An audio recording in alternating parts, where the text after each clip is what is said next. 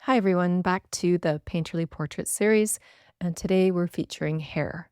Now, you can have multiple different issues with hair, specifically for Painterly like portraits. So this image has already been retouched.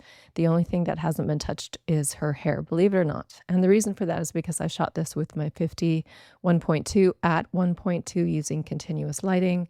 So as we zoom in, you're going to see that there is a lot of bokeh in this image. So you can see that she's totally soft all the way around, even her arm here.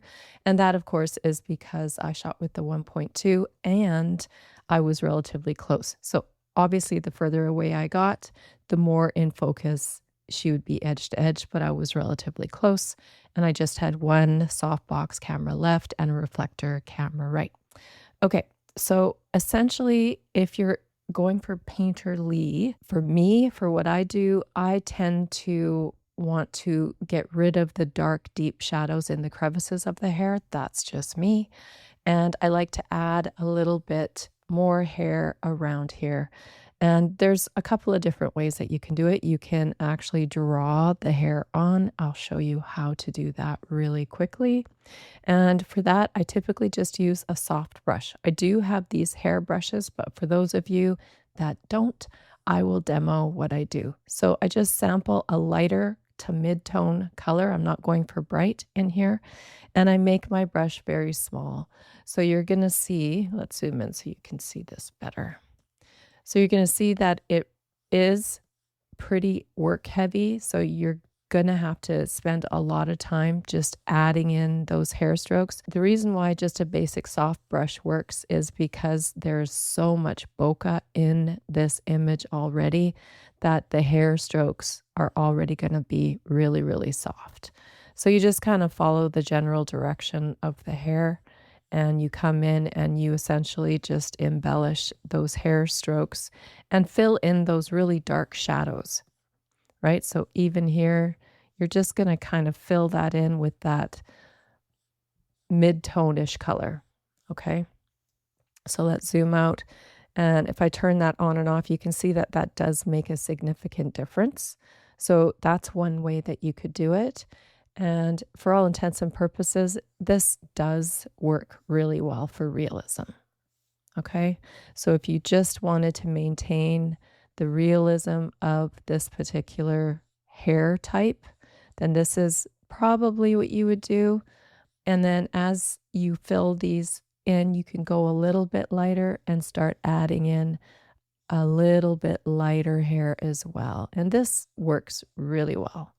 Not gonna lie, it works really well to do this. The next thing that you can do, like for instance, if you wanted her cowlick up here to be maybe a little bit more a better shape, then you're gonna sample a darker color and you're just gonna add those hair strokes, you know, where this swoopy piece of hair is kind of in the way and it's not really looking the way perhaps you want it to, right? So you're just gonna reshape that cowlick just like this. And you're using a really, really dark color here. So this is going to be your base shadow with this.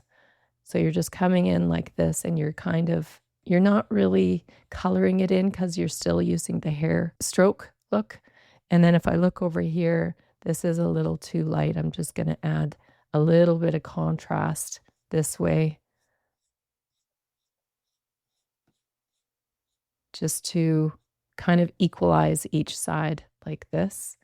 And then what I would do is I would grab this kind of mid-tone, and then I'm just going to reshape where I want this little kind of swoop to go, right? And I've grabbed a more yellow or gold toned color here, but then you can also grab this more taupey color and just go over top of the yellow as well.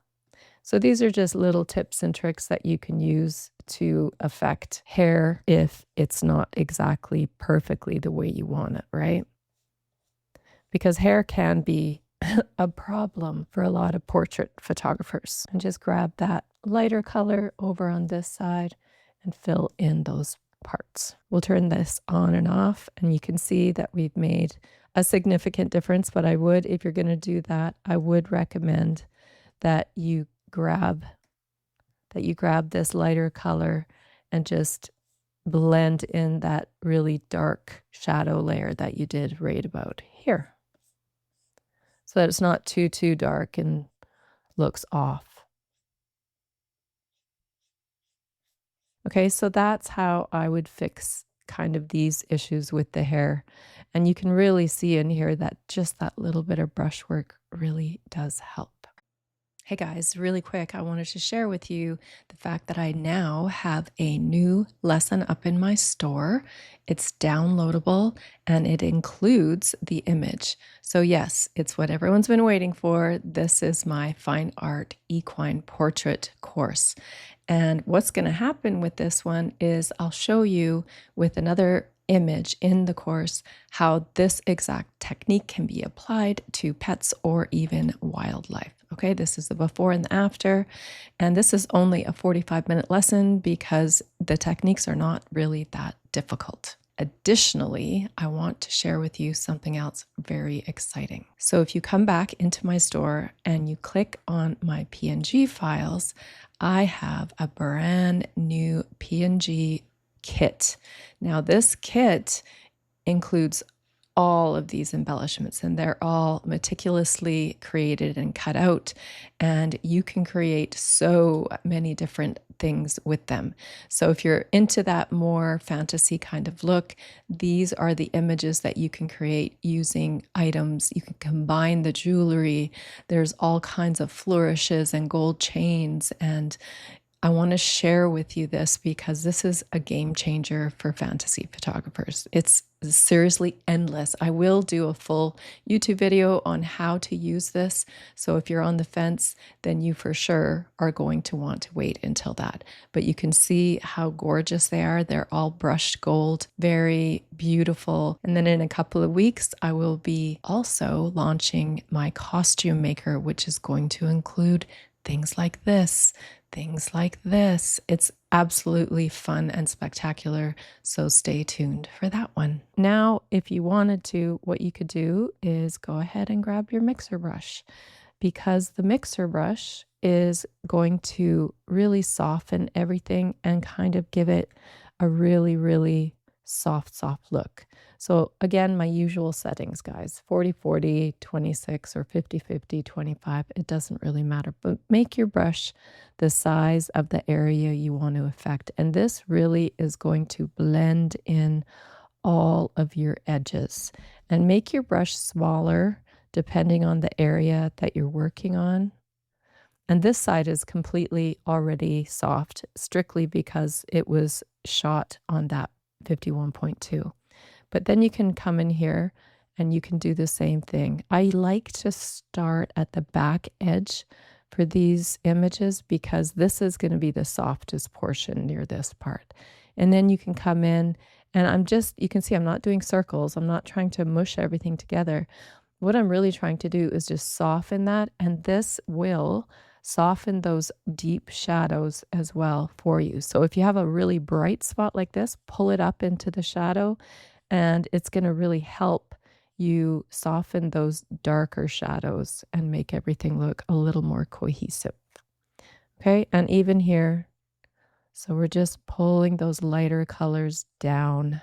If you're using frequency separation on the skin, you can do this in frequency separation. It works really well. It leaves a little bit more of the texture, whereby the mixer brush does not, right? And if you don't know where the mixer brush is, if you're brand new, then it's in the flyout menu here where your brushes are. So that's how you would soften the hair. And then what you would do is you would grab your dodge burn action and you would go to your dodge with a regular soft brush. I'm usually at around a 10-ish for this. And then you're going to look for where the natural highlights would be. So for this, I can see it would kind of come here. And then this allows you to really dial in those really pretty highlights on the hair. So you're going with the direction of the hair. See how this one comes up this way? So that's what I mean. You're following the direction just like that.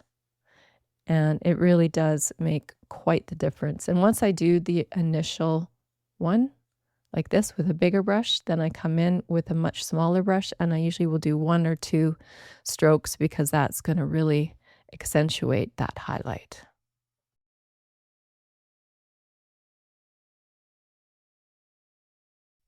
So just zoom out and you can take a look.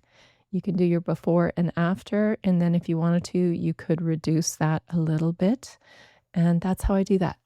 And for a little special something something, let's go back up here. I wanted to show you this. So what if you wanted to add a headpiece? So I'm building these headpieces. I mean, I'm not sure if I'm going to put them in my store. I guess it's going to be up to you guys if you think you would be interested. So what I did was I pulled the headpiece in and then I made a copy and I put the back copy here. So let's just, this is the back, duh. I have them labeled incorrectly. Anyway, let's turn the back one off now, just for starters, because I wanted to show you something that if you're adding elements like this and you have to do that drop shadow, instead of doing it manually, I'll show you a really cool trick. I'm just going to merge these because I did some saturation tweaks, and this is front. So let's rename that. Okay. So what I do is I duplicate my layer, and then the one underneath, this one, I change the blend mode to multiply, like that. And then I go to my move tool, and depending on the light source, which is clearly coming from left to right, then I start moving my multiply blend mode layer down. And this is going to be our shadow, right? So there would be a shadow under there. And if you did drop shadow, you're stuck with it. Whereby with this one, we don't want this over here. And this allows us to just erase it. But I do want to blur it. So we're going to go to Gaussian blur. And we're going to pull that up because we want it to be quite blurry, like that. So probably an 8 or so. And then you're just going to reduce the opacity so that it looks like a shadow. And then at this point, you can also move it back up. Make sure you're on your move tool. You can move it back up like that so that you get a more realistic looking shadow. And then you don't have to do it yourself. The only thing you do have to do, however, is grab your eraser tool afterwards and just come in and erase the shadow from all the places that would not have a shadow. So just don't forget to do that because we don't want the shadow up here, like at all. Okay, so there's our shadow. And now we can turn our front or our back portion back on. And now it looks a little bit more realistic with that drop shadow, doesn't it? And then if you really wanted to do something fun, what I would suggest is I would take a snapshot. So define pattern, click OK, put a new layer above. This is your clone flyout window. Grab your pattern stamp tool, go up to your patterns and grab that last one you just made. And then you're going to go to, by the way, if you downloaded the Fine Art Starter Kit that's on my website, you will have these 3 brushes. So we will use this one, which is the free No Tools brush. And then what we're going to do is we're just going to pull our flow down to about 30. And now, because we're working with our pattern, which is our image, if we wanted to come in and just oh so gently come in and soften that headpiece, because the headpiece is way too sharp compared to our subject, but I don't want to necessarily blur it, this and this brush will soften this beautifully around the edges. And then it's going to really look like it is much more cohesive and believable with the image. So just little C shapes like this. It's just going to soften that entire headpiece wherever you do it. I wouldn't do it too much around the face just because, you know, the face is pretty much in focus, but you're going to want to do it around the areas that are further back. Just make sure you get the ones that are further back because it'll look strange if you miss some. And then you've got the random branches and foliage that are in focus and everything else around the perimeter is not. And with this, it's nice because you can kind of drag the background color into the edges and then you have something like that, which I think really ends up being super pretty. Okay. And then you have something like that, which is really, really cute. So yeah, let me know if you're interested in some floral headpieces as PNGs for my store.